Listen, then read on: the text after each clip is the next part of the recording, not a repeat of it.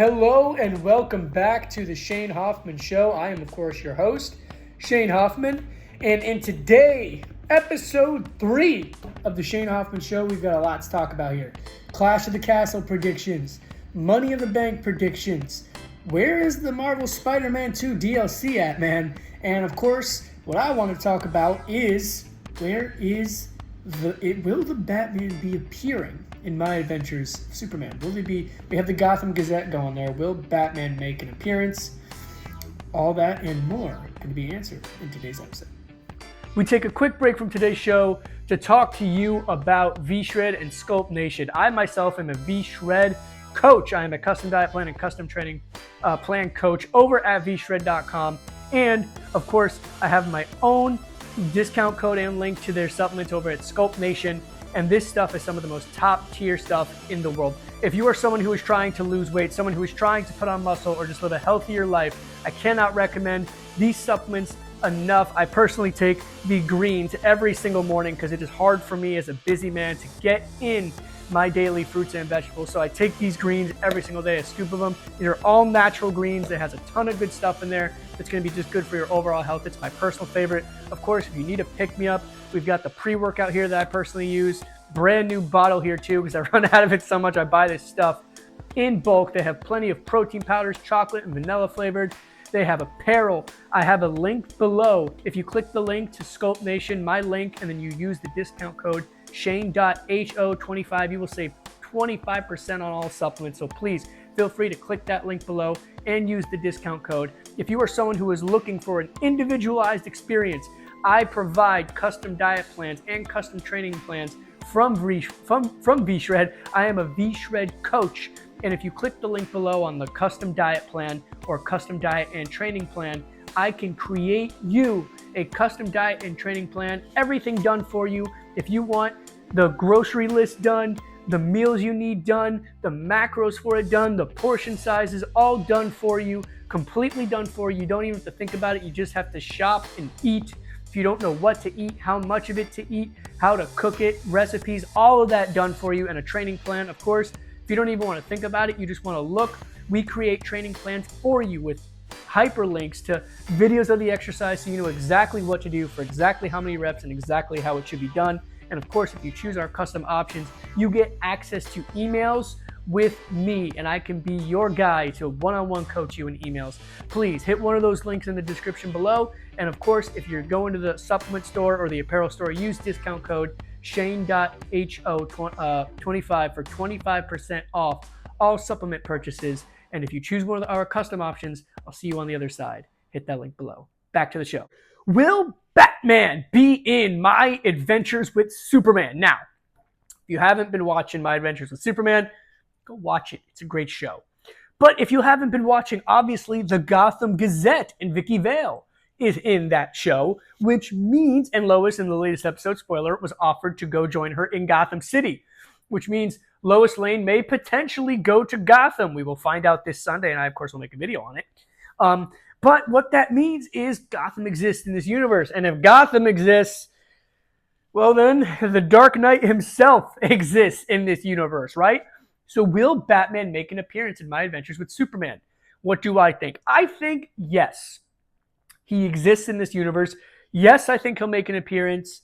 No, not in season 2. Here's why. They're obviously starting a show soon called Batman Caped Crusader. If you haven't seen my Batman Caped Crusader video, go watch it. It's great where we break down all the leaks and stuff and pictures from it. Now, that art style is obviously very different and very separate from My Adventures with Superman. My Adventures with Superman is very light, very silly, very anime, and the Batman Caped Crusader is very dark, gritty, 40s, detective noir, killy aspect. I think the My Adventures with Superman universe Batman would be a little more toward the sillier side of things. Definitely not as serious. But I think he has a place in that universe, and I think there can be a Justice League formation from that universe. I actually think it would be a great idea if that's something they're wanting to do down the line. But I do not think he's going to be in season 2 for a few reasons. This is obviously very early Superman in My Adventures with Superman. And we were just introduced to Lex Luthor, and we haven't even met Supergirl yet. So I think that adding Lex Luthor and establishing that rivalry and the arrival of Supergirl first are the priorities for season 2. And then in season 3, we can meet Batman. Now, maybe I'm wrong because obviously they're introducing the Gotham Gazette, so I think they're planning on it at some point, or they're introducing the idea of Gotham. Maybe we'll see a tease of Batman, like maybe Lois does go to Gotham and there's newspapers where she reads about the Batman and stuff like that, or maybe she even sees him. If she sees him, I guess technically we get him, but I don't know if maybe Batman and Superman will have a slight meeting in this season, which would be really cool, but I'm not 100% sure if they're going to pull the trigger on that just yet. But I do think he exists in this universe because obviously Gotham exists. So we just haven't seen many teases of him or any teases of him just yet. But I think that at some point, especially more geared towards season 3, the Batman will be making an appearance. Next portion of the show, we've got Where is Spider-Man 2 DLC? Now, if you have not played the game of Marvel Spider-Man 2, get yourself a PS5 or just get yourself an amazing girlfriend like me who got me a PS5. Love you, babe, if you're watching this. But where is that DLC, right? Now, we're going to go over 2 things. 1, where is the DLC? And then 2, what's on the DLC? So where do I think this DLC is? Coming. You got to remember, Insomniac was hacked earlier this year, the company that created the Spider-Man 2 game and, of course, the Marvel Spider-Man 1 and Spider-Man Miles Morales game. So that might have slowed down some of their production on some stuff, including on Marvel Spider-Man 2 DLC. We know they're making a Venom game, confirmed that they are making, and they're making a Wolverine game. Now, speculation for the Venom game being that, spoiler alert, at the end of Marvel Spider-Man 2, Venom dies. Not Harry Osborn, the host of Venom, but the symbiote itself looked like disintegrate. So how are they making a Venom game? I don't know. Because I thought he died at the end of the game. But we'll speculate on that another time, right? We are going to speculate on that. And I'm going to have a whole episode or video portion of an episode on that. But for today's topic, right, the Marvel Spider-Man 2 DLC,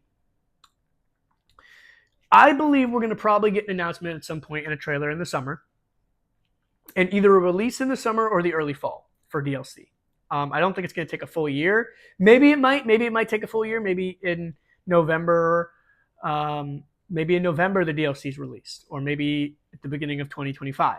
I think that's a little late. I think the beginning of 2025 is late. I think probably either over the summer or towards the end of 2024, we're going to get a release of Spider-Man 2 DLC. Now, what do I think it's going to be composed of? There were some leaks, especially when New Game Plus got released, of things with the Beetle and stuff like that. So I think we're going to see a lot of those leaks that have already come out. But what I think we're really going to see, and what I'm hoping to see, is obviously, if you played the game, there's a portion of the game that's dedicated to Yuri, right? The cop in Spider-Man 1 that goes bad and becomes a vigilante called Wraith. Or not bad, but anti-hero and becomes Wraith. And there's a side mission in Spider-Man 2 where she's tracking down this cult called The Flame. And they are this cult that expects this thing to happen and this whole bunch of weird crap. And then at the end, we find out that they were actually after the Carnage symbiote the whole time. And that one of their clan members actually is now in possession of the Carnage symbiote, right? And he even says the word Carnage. There'll be Carnage or whatever he says. I don't think this was a tease for the third game, and I'll tell you why. We've already confirmed Doc Ock and Green Goblin to be in the third game. The last thing we want is to try and throw Carnage in and add more symbiote stuff in the third game. I think the second game is where we should close out all the symbiote stuff. I think Peter should lose the anti-venom suit in the DLC. Obviously, Miles is currently the only Spider-Man in New York right now. I think that's going to change in the DLC. I don't think that's going to change in Marvel Spider-Man 3. I think that's actually going to change at the end of this DLC. And that what's going to happen is maybe the Beetle section of the DLC, Miles handles on his own. And then when Carnage comes out, that forces Peter out of retirement and to stop Carnage. And then he will end up losing the anti-venom suit in the final act of the DLC. And the symbiote saga will officially end with Peter defeating Carnage. Now, I hope they don't rush this. I'm worried about that. DLCs can be kind of short. And the last thing I want is for this to be a rushed arc. I think the Carnage arc should be fairly long. I'm hoping this is at least like a 5-hour to 10-hour portion of DLC because I don't want this to be rushed. I don't think Carnage should be rushed, and I think it's something that should be done with care and properly because it's modern Carnage. You know, it's going to be Carnage in Marvel Spider-Man 2, just like Venom was done really well. I hope that Carnage is done really well, and I'm hoping we even get to play as Carnage because that would be freaking awesome. I would love to play it just like we played as Venom. I'd love to play as Carnage. I'm hoping that maybe what this does is this sets up the Venom game to do a Venom versus Carnage type of thing. Amazing. Please do that. Please. That would be amazing. That would be awesome. But what probably is likely to happen at the end of that is we have to wrap up the symbiote saga with this game. I just don't see Peter carrying that anti-Venom suit into Marvel Spider-Man 3 because then he's essentially invincible. Like, that suit can just do everything for him. It's basically Venom powers without, like, the mind control aspect of making Peter bad. I just think that makes him very overpowered. He's already, like, he's got spider powers to begin with, and now he's got this in full control. It's fun. It's cool. It adds extra abilities to Peter and makes him more fun to play as. But I also think it gives him like a very high leg up against Green Goblin, whereas I'd like to see that anti-Venom suit and all this symbiote stuff get wrapped up in the second game in that DLC. I'm hoping that that's what puts a nice little bow on the symbiote saga for Peter Parker. Not Peter Parker, but the symbiote arc and Peter Parker's use of or Peter Parker's time with the anti-Venom suit. And then we can segue into the final act of Marvel's Spider-Man trilogy, which is going to be Marvel Spider-Man 3. And we are going to definitely have an episode predicting that at some point. I'll tell you that. I will tell you that. We're also, at some point, you know, I loved the game, but I wasn't a huge fan of everything they did. So at some point, I'll also make a portion of the episode to what I would do for the story of Marvel Spider-Man 2. But yeah, that's my prediction of the DLC and what's going to be in it. We're going to talk some wrestling, and we're going to talk predictions for Clash of the Castle, if I could speak. And then we're going to talk about Money in the Bank predictions, who I think is going to win Money in the Bank and why. So, first, Clash of the Castle. We're getting the Cody Rhodes AJ Styles rematch. I'm not the biggest fan of it in the world, but we'll talk about who I think is going to win and why, which Cody Rhodes is probably going to win. We'll discuss why. And then we're going to talk about the match I'm really excited to see, and the match that I really want to talk about, which is Damian Priest versus Drew McIntyre for the World Heavyweight Championship, and what I think the fallout's going to be from there, and how that actually might tie into Money in the Bank. So, let's have this little chat here. So to begin here, let's talk about Cody Rhodes versus AJ Styles. So last we saw AJ Styles pretended to... This was a great segment, by the way. Last we saw AJ Styles pretended to retire. He calls out Cody Rhodes. He's thanking the club, Luke Gallows, Carl Anderson for everything they've done. He's getting emotional. Cody comes out. Cody's getting emotional. Both dudes are crying. Hold each other's hands up in the air, right? Great stuff there. And then, of course, AJ turns on him and gives him this just disgusting Styles clash from the steps to the floor. I know that shit's padded, but that looked like it sucked. That looked like it was not a fun bump to take. Cody's a warrior, man. But here's the reason I'm not excited. We've seen it, and it was a great match. And I remember the wars that Cena and Styles had. And if this is going to be anything like that trilogy or whatever, how many matches of feuds it was, then great. Because those were just cinema at its finest. I mean, those matches were some of the greatest I remember watching. And they were free, too, on, like, Raw. Like, they would just have these incredible matches, Cena and AJ Styles. I mean, wow, fantastic. But, and if it's anything like that, I'm going to enjoy the match. I'm going to enjoy the match. I know it. They're going to put on a fantastic match. I have no doubt about that. But it's just, why does Cody need this? He doesn't. I mean, he's already beat AJ. He's going to beat him again. This doesn't do anything for AJ. AJ is just going to look like the guy that's going to come up short against Cody. When we could have I guess you have to put the WWE Championship on Clash at the Castle, but you don't. I honestly would have kept the WWE title off Clash at the Castle because the focus of it anyway is Drew McIntyre, who's already competing for the World Heavyweight title. He's the focus. It's in Scotland. Like, it's his hometown. Of course that's the focus. So I get we have to have other matches on the card, but you could have done Logan Paul or you're doing Sami Zayn versus Chad Gable again. You could have done stuff with the tag belts. Could have done stuff with the bloodline.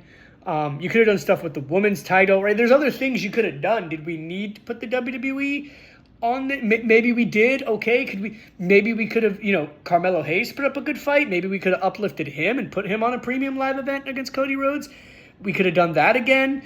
There's other stuff we could have done. Besides AJ Styles and just repeat something we did just a few weeks ago. What I do like is its continued storytelling, so I do like that we're doing that. And maybe it sets something up and we just haven't seen yet, which is fair, right? Maybe I just have to watch it and it sets something up down the road, which, in all fairness, right? We haven't seen anything yet. So I guess we just have to watch and see how that plays out. My prediction, of course, Cody's going to win. You're not going to make Cody lose at Clash of the Castle when he won the belt just like a couple months ago before The Rock comes back for their big match, right? Or even if you're going to make Cody lose, because then you have to make the main event a SummerSlam, right? Or I guess you can make the main event of Money in the Bank, Cody versus Styles, because Cody's got to win it back because there's 2 matches we have to do, and that's Cody versus Rock and then Cody versus Randy Orton at some point. So we have to see where that goes. Cody's going to win, most likely. That's my prediction with that. Moving into the Drew McIntyre, Damian Priest thing. This is where it gets interesting. I think that if you have Drew McIntyre go out in Scotland in the main event for the World Heavyweight Championship and lose, there's gonna be fire in the arena. Like, hell is going to unleash from those fans. I do not think you do that. However, here's what they could do, and it would be so perfect. Maybe one of a few things can happen. We're going to go over a lot of speculation now. Maybe Drew gets screwed over by CM Punk again and loses. Now, here's why it's not a bad thing to do that. If this event wasn't in Scotland, I would say that is the best thing to do. Because we know Gunther is taking on the World Heavyweight Champion at SummerSlam. And the CM Punk Drew McIntyre long-term feud doesn't need that belt at this point. It's bigger than that. I think the belt is great. I think it enhances it a little bit, but it doesn't need it. Gunther is the guy that's probably going to end up winning the world title at SummerSlam, which maybe what you could do is you could have CM Punk, say Drew McIntyre wins in Scotland, you can have him screw Drew McIntyre over there. But I think there's 2 ways it goes. One where Drew loses, one where Drew wins. If Drew wins, what I think we do, which would make things so incredible, is if Drew wins, maybe you have, if CM Punk is ready to come back in July for Money in the Bank, we'll go over this in my Money in the Bank predictions, but maybe CM Punk wins the Money in the Bank briefcase and cashes in on Drew in the main event, or cashes in on Drew for the World Heavyweight Championship at SummerSlam. Wow. That would be, or he cashes in on him at Money in the Bank or on Raw before SummerSlam and ends up being the guy at SummerSlam to face Gunther, who ultimately Drew McIntyre would screw over Punk at SummerSlam. Gunther would win the heavyweight title, and that can further Gunther's thing, and that can further CM Punk versus Drew McIntyre. That's option 1. Option 2 is CM Punk comes out, Scotland, screws over Drew McIntyre, right? And then what you can do with Drew McIntyre is maybe you can obviously now continue the CM Punk and him feud because CM Punk's costing the title again, but maybe Drew McIntyre wins the Money in the Bank briefcase. And now you can set up some long-term storytelling with that. Because maybe at some point, right, Drew McIntyre wins that briefcase. Maybe at some point CM Punk wins the world title and then Drew McIntyre can cash in on him. There's a whole bunch of stuff you can do there, right? My predictions, though, we're going to talk about Money in the Bank now, but my prediction is actually going to be, I think Drew McIntyre needs that win in Scotland. I think he needs to be the guy to hold the title for at least till the end of SummerSlam. Then I do think we give it to Gunther. I do think Gunther needs to hold the World Heavyweight Championship. But Drew McIntyre, and then somehow getting the belt onto Punk, McIntyre, or maybe even Rollins for like that triple threat WrestleMania match. But I'm getting ahead of myself. It's down the line, right? Now I think what happens is, finally going to finish my prediction here, Drew McIntyre is going to be the guy to pin Damian Priest and win the World Heavyweight Championship in Scotland. It has to be done. I think maybe CM Punk tries to screw him over. McIntyre stops him from screwing it over, wins anyway. And then we can figure out what to do then, which is Money in the Bank predictions. Now, let's talk about Money in the Bank predictions here. Now, Money in the Bank. There's a few directions we can go. Obviously, like I just said, if Drew McIntyre loses in Scotland, I think it's a good idea to put the briefcase on him. I think that adds another element to his character. He could be even more sneaky. He could be out for blood, out for revenge, right? And it sets him up to be in a place where he can actually ultimately win, because even though he was cashed in on at WrestleMania, he's been screwed over all these times. Now he has the ultimate power tool, right, in his hands. He's got the Money in the Bank briefcase in his hands, cashes it in and wins, right? Nobody else can really screw him more than that point, right? So it's option one. I don't think it's a likely option, though. A lot of options here we're going to go over. CM Punk. Maybe. I think it would be a fun choice. I think it would be a good narrative for the World Heavyweight Championship choice. But I don't think it's the right choice. Because I think you put the briefcase on one of two people. Jey Uso, Braun Breaker. You could argue Ilya Dragunov or Carmelo Hayes, right? I think either one of those guys, I think all of them should be in the Money in the Bank ladder match, but I think it's too early to put the belt on Dragunov and Carmelo. I know they've been doing their thing in NXT and they're killing it, but I just don't think they need to be in championship light yet. Or if they are going to be in championship light, maybe it's like the U.S. title or the Intercontinental title. No disrespect, right? Obviously, they're freaking amazing and they would be great champions. And I think that should be in their line of reach at some point. But I believe that the reason we should do one of these two is simple. And then I'm going to go into who I think should have it. But Braun Breaker, we don't know what we've been doing with him. He's just been on a rampage as of late. So his rampage could be winning the Money in the Bank briefcase, and now he's a legit threat. Or we could do what I think we should do. Give it to the guy that really, really, really deserves it in Jey Uso. I think Jey Uso is main event level now. He is that high-level superstar main event tier. And I think that briefcase can finally cement him as a world champion. Even if it's just for a couple-month run, give him that world title. He's lost every shot at a singles championship he's had. And he's been screwed out of most of them until he lost clean to Damian Priest, which I think was a mistake. I think he should have held it and lost at Clash of the Castle. At least he would have had it. At least he would have had that belt. I know we're going to probably push him in some stuff with the bloodline again, and that's great. I think it fits in the story. But I think it means even more if you have Roman come back, or say, this is a whole separate topic of what I think is going to happen with the bloodline, which we'll do in episode 4, right? But I think just adding that briefcase on Jey gives him a little more star power to ultimately at some point become champion. And I think that's needed. I think he needs that belt. So you can do Jey Uso. You can do Braun Breaker. You could do CM Punk. You could do Ilya Dragunov, Carmelo Hayes. There's many people you could do, but I think the best person to put it on is Jey Uso. I think the funnest person to put it on is CM Punk, because that could just add so much flair to everything. But I'm hoping they give it to Jey Uso. That's my Money in the Bank prediction there. The single best exercise that you can do. Now, I preface this by saying there is no one exercise. This is, I want you guys to do all exercises, right? I don't think that there's just one specific exercise, but we're all going to go over my favorite, right? That if you're only going to do one exercise, which you should do all of them, that this is the one I believe you should do now. This exercise is the deadlift. Now, preface by saying this. No, not everybody should deadlift. If you have a bad low back, if you have a weak low back, if you don't know how to use your posterior chain muscles, but you can modify it when I say the deadlift, I don't mean get under a bar and start deadlift or under a bar. Start grabbing a bar and deadlifting 300 pounds. What I mean is a version of the hip hinge, right? The deadlift just being one of those that is my favorite. Why? There's many variations you can do. It's just a hip hinge, which is going to train the posterior chain, right? Your butt muscles, your back of the leg muscles, which typically in the general population is typically weak because of a very sedentary society and sitting and all that stuff. We have a lot of posterior chain weaknesses.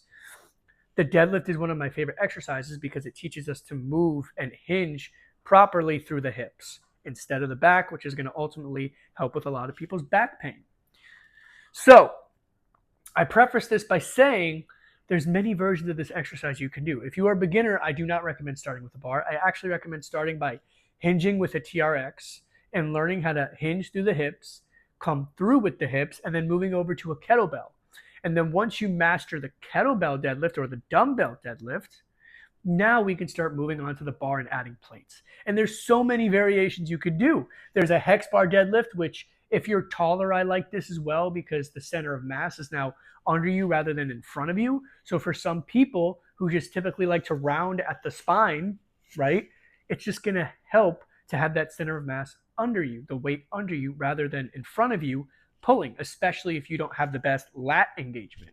But a perk with doing the deadlift from the traditional conventional deadlift position is working on that. But there's multiple ways you can do it. You could sumo deadlift for more of a leg drive from the exercise. I also like this way better because I think that the hex bar and the sumo protect the back a little more. The conventional, while I do love it for the hip hinge dominant style of movement, it does put the back in its most vulnerable position, especially that bottom portion of the rep. But there's a place for all of these, and there's a place for the kettlebell and the dumbbell exercise. But if you're not doing this exercise or a version of this exercise, a version of the hip hinge, you are missing out on so many total body gains and so many benefits of activating those posterior chain muscles and allowing the legs, the hips, the back muscles, the stomach muscles to work together. So if you're not doing that exercise, I highly recommend that you do that exercise. And again, if you want to learn how to do that exercise properly, just as mentioned earlier in this video, you can get a custom diet and training plan from me over at vshred.com, right? And I can program, of course, that exercise in for you, and there's videos on how to do that properly, and we can chat over on email on how to do that properly, and I would be happy to do that. But guys, thank you so much for joining this episode, Shane Hoffman Show, the Shane Hoffman Show, episode 3. Thank you for joining me, and I will see you all in the next episode.